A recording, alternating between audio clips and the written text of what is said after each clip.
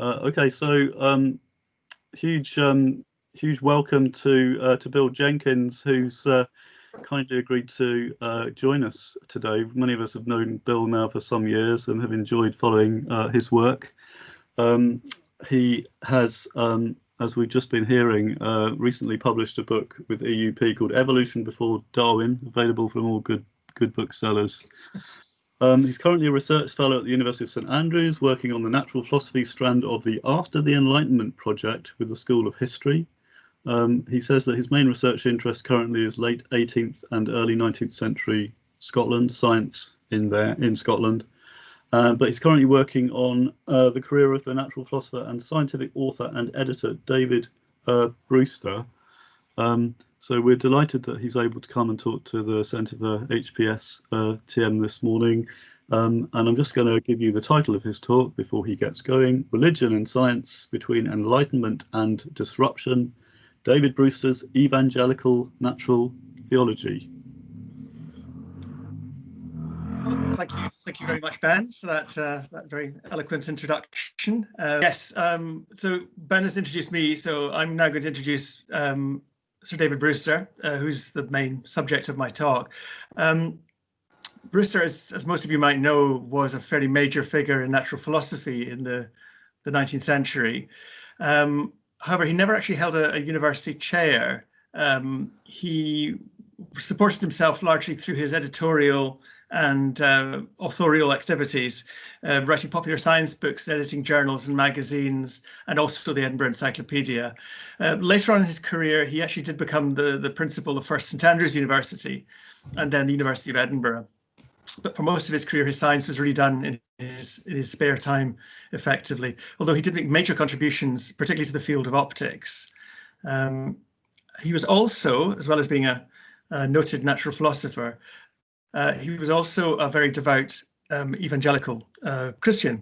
And we're going to look a little bit at his religious background first to see where he stood in relation to the main religious currents of the period. Brewster was the son of the rector of Jedburgh Grammar School in the Scottish Borders. He came from a family who had quite close connections with the church, and in fact, 3 of his 4 brothers became ministers in the Church of Scotland. In the slide on the right-hand side, you can actually see a monument to the Reverend Patrick Brewster, David Brewster's brother, who was a very notable figure with the church, mostly notable for being a political radical, in fact. And this got him into some hot water at times with the church authorities.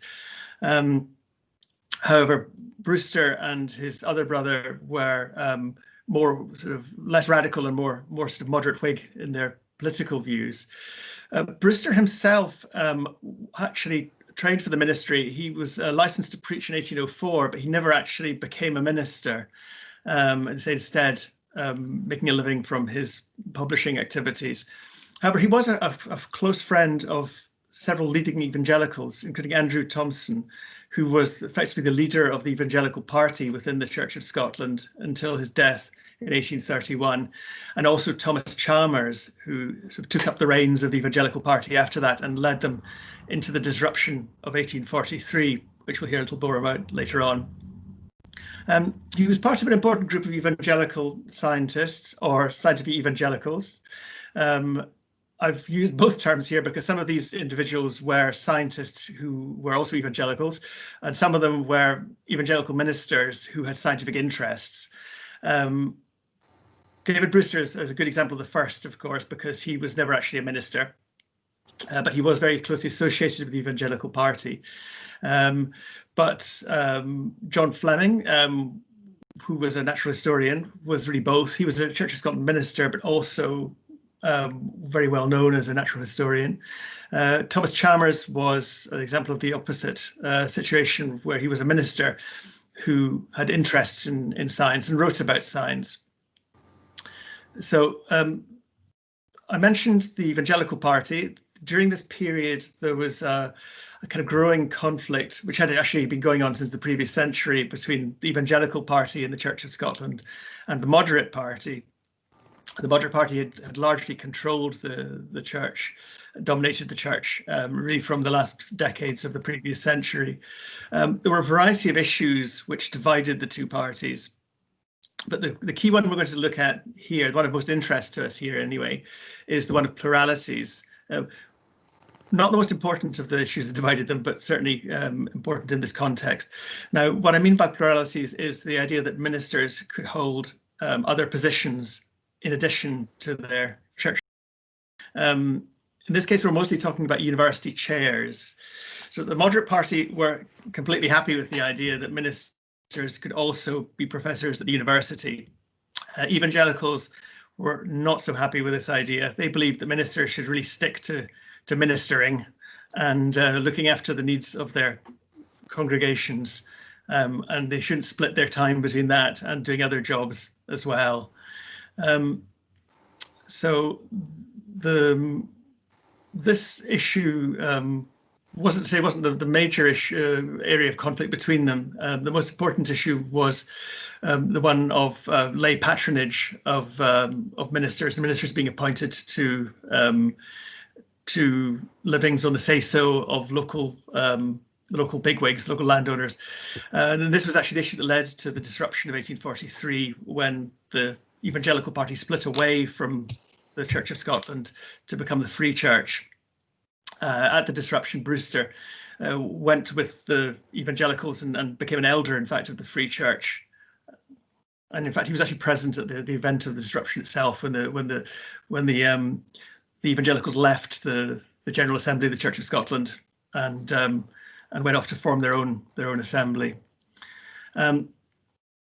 But going back to 1805, this is the first incident that really gives us an insight into Brewster's views on both religion and, to a certain extent, politics. In 1805 occurred a rather remarkable event, usually known as the Leslie Affair. And there's a fantastic paper by J.B. Morrell on this subject, published back in the 70s, which may be of interest. So I won't sort of go into too much detail on this, although I could. It's a very interesting event. But it's centered around the election of the professor of mathematics at the University of Edinburgh, which became a source of conflict between evangelical and moderate parties within the Church of Scotland. The moderates' favoured candidate was a man called Thomas McKnight, who, surprise, surprise, was a moderate clergyman, an Edinburgh minister. So he was basically looking for a second job as a professor at the university, in addition to his role as a minister. So this is an example of pluralities I mentioned earlier on. The candidate supported by the evangelicals was a man called John Leslie, who was not a minister. He was much stronger credentials as a mathematician and natural philosopher than McKnight, who really had quite modest achievements in that area. He was politically, he was a Whig, whereas the moderates tended to be more conservative. So he was politically slightly objectionable to them.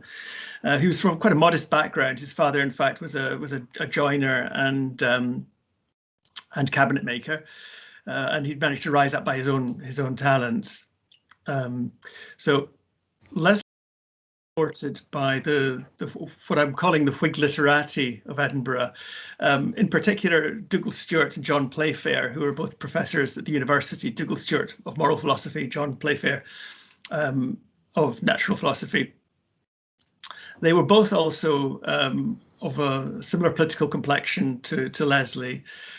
So it might seem ironic, perhaps, that the evangelicals and this group of Whig literati in Edinburgh were supporting the same candidate, but they had a common enemy in the moderates, and they both had a strong interest in opposing them. And in fact, there were various reasons why they might be closer than you might expect, which we might touch on a little bit later on. Now, the main problem, as well as his politics, with Leslie, as far as the moderates were concerned, were his open admiration of David Hume's views on causality, particularly as expressed in a lengthy footnote to his treatise on heat, published the previous year in 1804. David Hume, the great skeptical philosopher, his views were not very popular with the moderates. and in particular his demolition of the argument from design in an unpublished essay, which, well, unpublished in his lifetime anyway, caused particular problems for the moderates, who tended to follow a sort of Paleite view on natural theology, and saw the argument from design as being an important proof for the existence of God. The evangelicals, on the other hand, were less interested in the argument from design, and they put little store by what I'm calling a posteriori arguments for the existence of God. They preferred to believe that the most important proofs for the existence of God came from introspection of your own soul, and particularly, in fact, in Chalmers' case, the existence of the human conscience. He believed that inspecting your own conscience would convince that God existed, and also the truth of the Christian religion. And therefore, the argument from design was a bit redundant. It could point you in the right direction, but it wasn't that important. So Hume's arguments against the argument from design were really not such a problem for the evangelicals. The evangelicals, in fact, won this contest effectively. Their candidate became professor, and this really marked a very important step in the conflict that led to the disruption of 1843, and it also marked the rise of the evangelicals within the Church of Scotland, which had been dominated by the moderates really up to this point. So I wonder what's all this got to do with Brewster? Well, Brewster made a contribution to this controversy in the publication of a pamphlet called An Examination of the Letter Addressed to Principal Hill. Snappy title, but this was a satirical pamphlet which was supporting Leslie's appointment. It was published the year after. The controversy went on for some time after his appointment, and it was a satirical attack on the moderates, which was disguised as a tract by supporter of their cause. So he makes arguments. For example, he slightly sarcastically suggests that it's perfectly okay for ministers of the Church of Scotland to also be professors at the university, because in Edinburgh, after all, there are no sick people or poor people for them to visit, so they wouldn't have enough to do if they didn't have another job. But it's couched in a way that sort of all the way through suggests that he's actually a moderate supporter, but obviously it's a kind of caricature of a moderate position. He also mocks the moderates' limited abilities in scientific circles as well. For example, he writes, Dr. Finlayson has lately discovered, in opposition to the illustrious Newton, that light is an immaterial substance. A clergyman whose name I forget had reduced the whole sphere of spherical trigonometry to a musical sonnet. So he's sort of mocking the triviality of the moderates' accomplishments in science. This pamphlet in many ways also embodies the strategic alliance I mentioned earlier between the Whig intelligentsia and the Evangelical Party.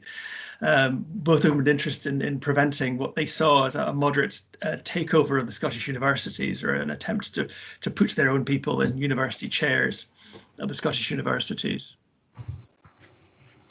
Now, turning now to Brewster's, the natural nature of Brewster's natural theology, as I'm calling it, the analogical reasoning played a very significant role in evangelical natural theology, more important than in its moderate equivalent.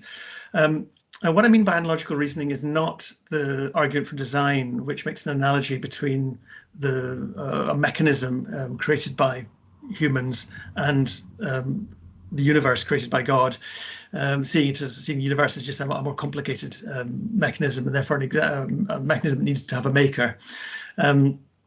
The evangelicals use analogical reasoning in a slightly different way. They looked at it more as proof that God works in a consistent way. So if you find, for example, a similar organ in two different living things, the chances are it serves a similar purpose because God works in a consistent way, and he would have created these structures for similar purposes if they look similar. Analogical reasoning was also favoured by some of the common sense school of philosophy, who dominated Scottish philosophy at the time. In particular, Dougal Stewart, who wrote that analogical reasoning always carefully monitored and controlled, became one of the principal keys to advancement in all the sciences.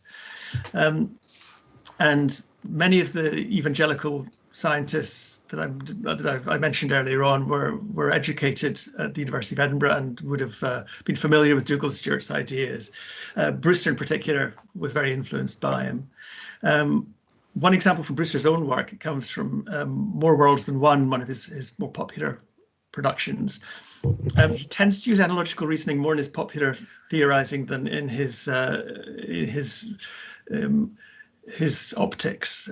But in More Worlds Than One, he argues that the system of analogy guides us in proving a plurality of worlds. So the argument here is that because God created a number of planets, and planets all share many characteristics with each other. At this time, of course, they were believed to be much more similar than we now believe.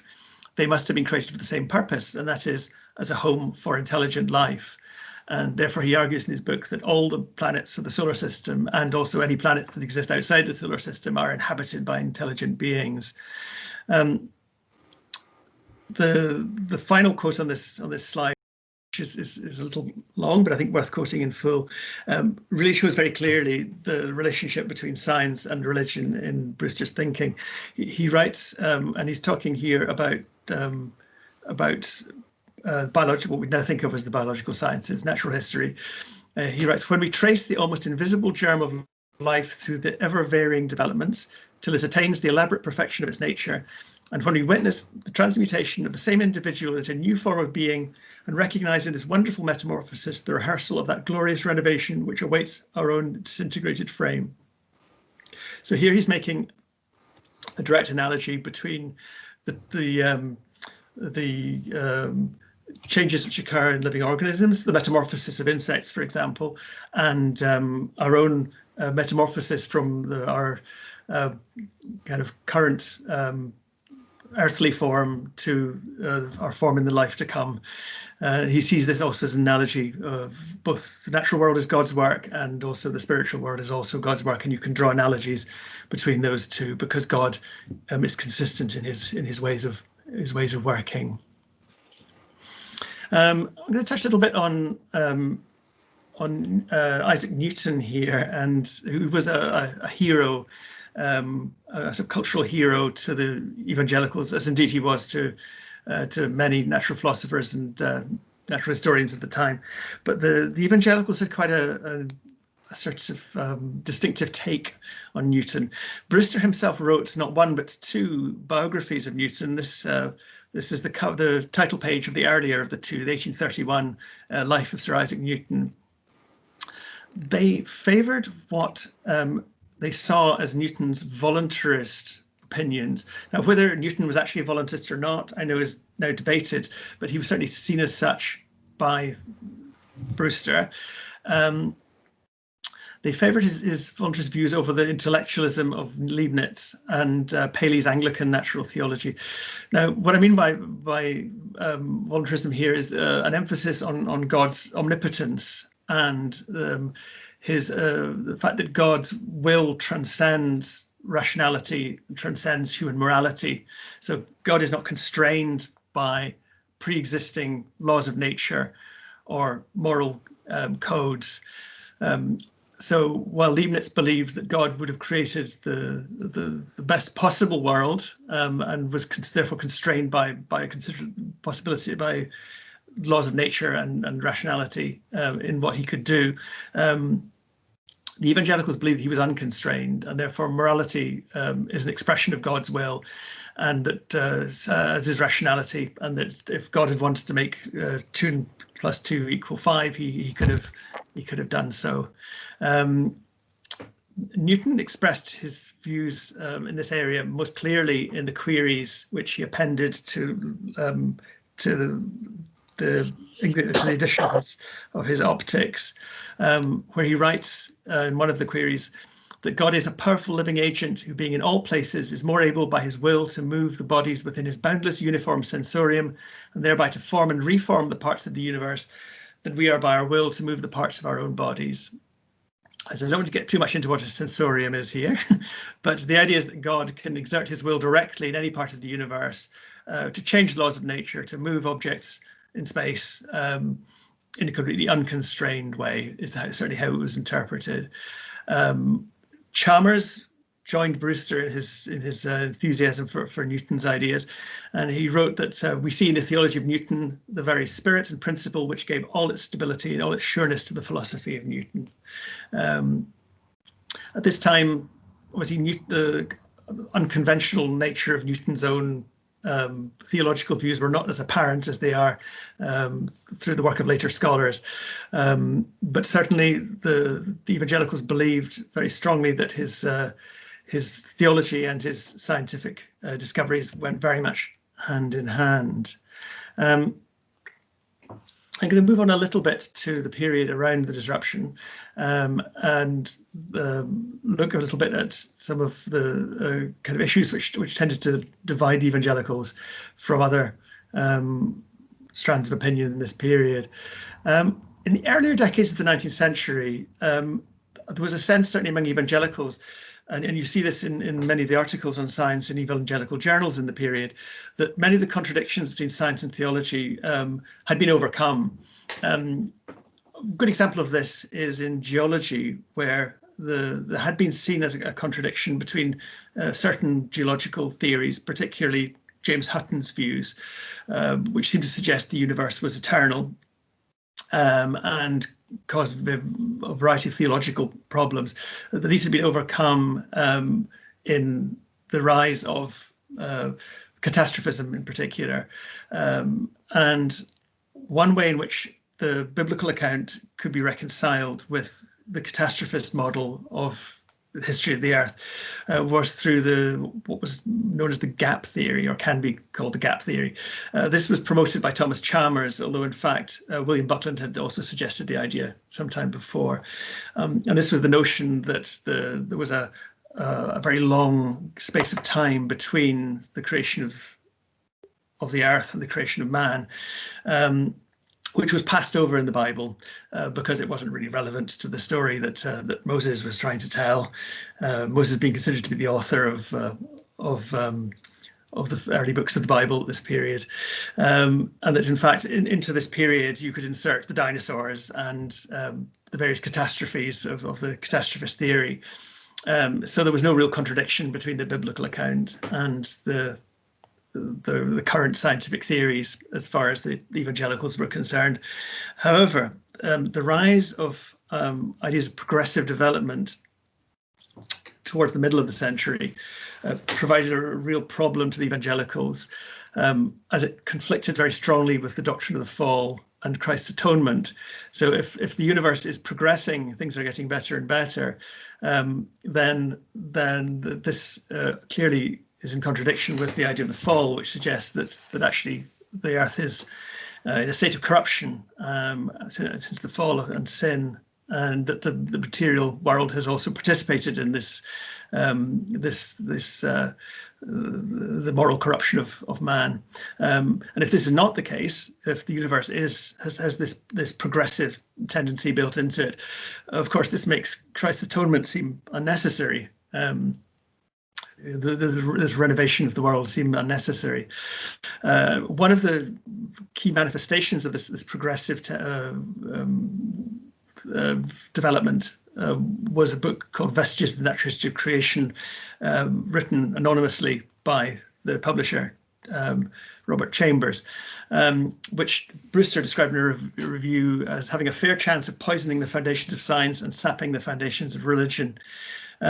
Brewster was very strongly influenced by this book, and in fact he in a negative way, and he abruptly abandoned Laplace's nebular hypothesis, largely as a consequence of its use in Vestiges to bolster Chambers' argument. Just before I kind of finish up, I think there's a couple of quotes from Brewster which nicely sum up his brand of natural theology. The first comes from his review of Vestiges, in fact, from 1845, where he writes, "The book of nature was thus kept distinct from the book of Revelation, and the divine truth preserved from the leaven of secular knowledge and the contamination of speculative error. The light of science fell upon the sacred page, and that page threw back in return its softer and more hallowed radiance." So here he's saying that, in fact, we should keep science and religion separate. Both are true, but if we try to sort of to hammer science into the mold of scripture, then we're going to run into problems. But the two do inform each other. So there's this complex sort of, if you like, dialectical relationship between the two. But at the end of the day, his religious beliefs were more important to him. And as he wrote to James David Forbes in 1830, who was his protege, a young natural philosopher, also who later on became the professor of natural philosophy at the University of Edinburgh. He wrote to him, "I hope, if you have not been fortunate enough to begin the study earlier, that you will then devote yourself to the most extraordinary of all subjects, one which infinitely surpasses the mechanism of the heavens or the chemistry of the material world. The revelation of the duty and destiny of man is as contained in the Bible, a book which occupied the last hours of the manhood of Newton and Locke and Euler." So just a few conclusions to round up. Firstly, an important group of scientific evangelicals emerged in Scotland in the early decades of the 19th century. And as I should have mentioned earlier, but I owe a great debt to Paul Baxter here as well, who in the mid-80s wrote a number of very interesting studies of this group, including a contribution to the volume on Brewster published around that time by what was then the Royal Museum of Edinburgh. So the early 1800s saw strategic alliance between the Edinburgh Whig intelligentsia and the evangelical party in the Church of Scotland during the Leslie Affair of 1805 to 1806. And this shows, in Brewster's career anyway, shows an interesting sort of interesting continuity between his the late Scottish Enlightenment influences coming from his lecturers at the University of Edinburgh, particularly Playfair and Stewart, and his evangelical views. And it's this controversy that these two parts of his personality, if you like, are kind of brought together. The early 19th century saw many of the apparent conflicts in science and religion overcome in a way that made the harmony of the Book of Nature and the Book of Revelation seem highly plausible. And a good example of this is Chalmers' gap theory in geology. However, the rise of progressivist theories in the 1840s presented serious theological problems to the scientific evangelicals and increasingly threatened the harmony of nature and scripture. And on that point, I will end. Thank you very much. So